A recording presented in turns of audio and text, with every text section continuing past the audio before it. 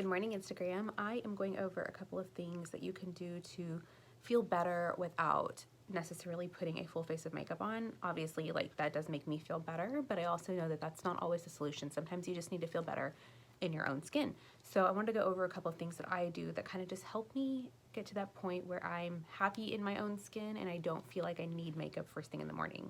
I know I talk about these a lot, but they are to use the Tinkle razors. I got this on Amazon. Using these really just help you quickly go through your skin in the morning and take a really good look at your face. And then if you have facial hair that you need to get removed, especially during this quarantine time, then you don't have to wait for the threading shops or the waxing shops to be back open. You can touch up your upper lip with these little razors. I shape my eyebrows with them. I'm a really firm believer in these, and they are comparable somewhat to getting professionally dermaplaned at a esthetician's office. The blade is not nearly as sharp. It's not a clinical or medical grade blade, but you know, I think it does a good job of taking off dead skin and cleaning up those unruly hairs. Once I actually go through with the razor and shave my skin, I always clean it with a toner. So there are a lot of toners on the market, and I use some that are a little bit stronger in anti-acne ingredients, depending on what my skin's looking like. But for the most part, one of my favorite ones is this Effaclar by La Roche-Posay.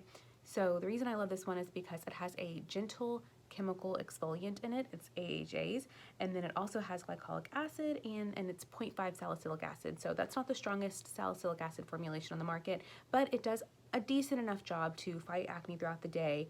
But I don't really use this for acne. I use this because this gives me a glow like no other. When I use this first thing in the morning, my skin immediately transforms. It's brighter, it's healthier. It just looks like I've gotten enough sleep, that I haven't been eating salty foods all week on this quarantine, and it just makes my skin look like I just left the esthetician's office.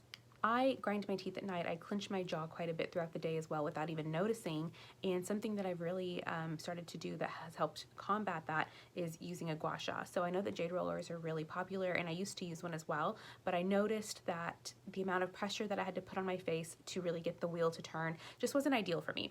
So I wanted to go with something that was a little bit easier to manipulate, and so I have this rose quartz Gua Sha Stone.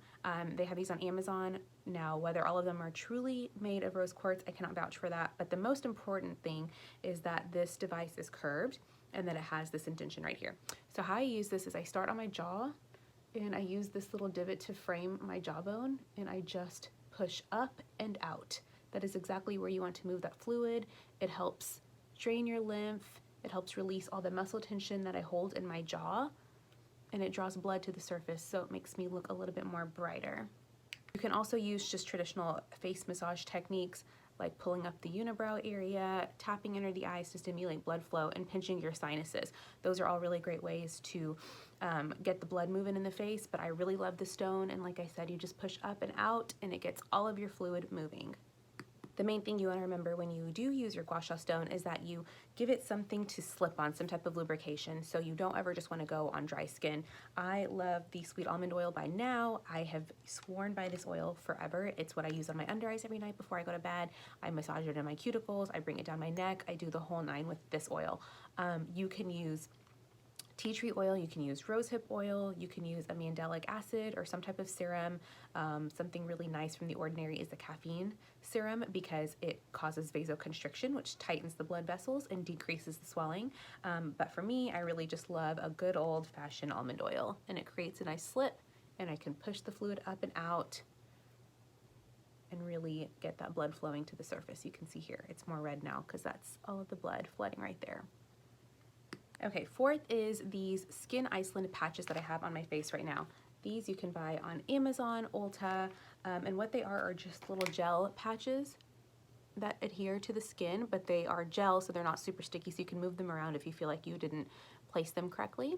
And they are cooling, so anything that's going to be cooling is really good for the under eye area. It depuffs, it causes the blood vessels to constrict so that you have less swelling, less pooling of fluid underneath your eyes. And I like to wear these sometimes just while I'm like making my morning coffee or brushing my teeth, and it just gives my skin enough time to absorb the gel on it, really hydrates the skin, it tightens, and then it really smooths out that area so that when I go to put on my makeup, if I feel like I've been really dry or really dehydrated, then this just kind of brings that plumpness and that life back into my under eyes area.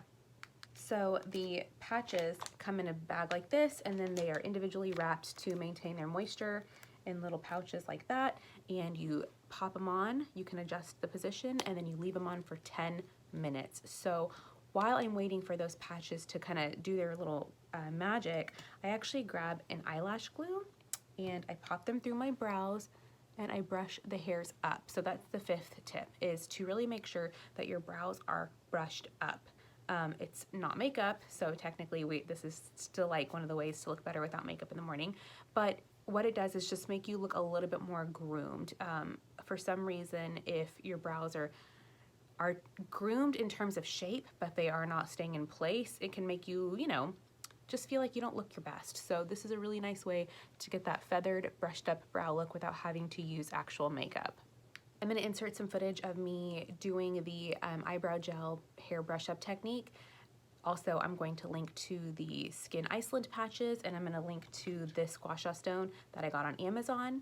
I'll also insert a diagram of different ways that you can manipulate your facial tissue to stimulate blood flow and lymph drainage. It's a nice guide because you really don't want to pull your skin in a direction that might cause tension, wrinkles, creasing, or any type of trauma. So you really want to kind of follow the chart and make sure that you're pulling everything up and out to make sure that you're getting the most out of your blood flow. But of course, let me know if you have any questions, and I'm going to be back with some makeup in just a moment.